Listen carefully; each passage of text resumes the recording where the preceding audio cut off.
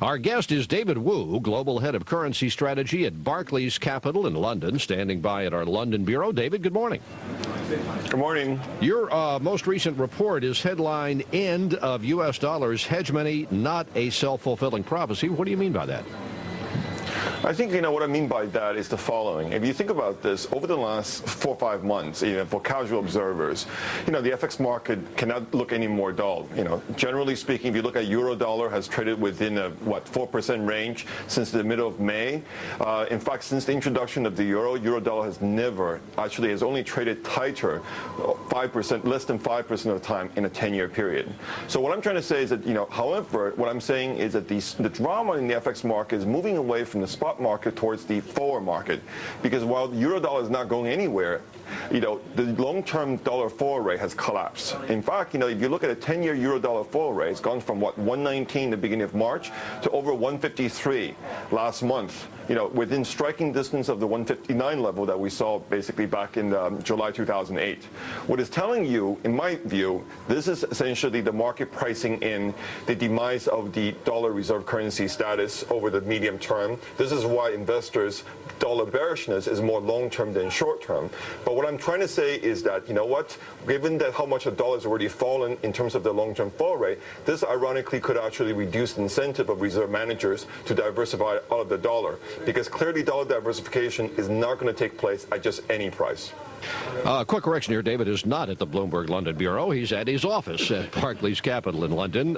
In our studio with us is Tom Keene, Bloomberg editor-at-large. Tom? David, good morning. On this idea of forward rates changing, do we just assume that if the forward rate changes, the spot rate follows along? Is it guaranteed that if you see euro dollar go stronger euro in the forward market, does that follow with stronger euro in the spot market?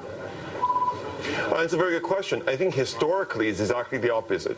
Historically, the forward rates, any crosses, especially euro dollar, should be much less volatile than the spot rate. Usually in the past, because forward rates mark expectation of future spot rate, and these expectations tend to change very much. Well, this is usually the spot rate changes, the forward rate don't. But in the last 6 months, something extraordinarily happened.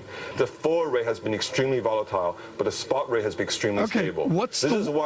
What's the why here, David? I mean, that's an extraordinary insight. Why has the market flipped spot to forward? The reason, as I said before, I think one reason is because I think, investors have been they're more bearish about the dollar over the medium term than they are basically bearish the dollar today. Right? I think people all understand that, the long-term inflationary consequences of the current U.S. policy mix could actually set the dollar up for, basically a big decline down the road. But the question is, when is that going to be? And to the extent the market cannot be sure how soon that's going to happen, is pushing it further out.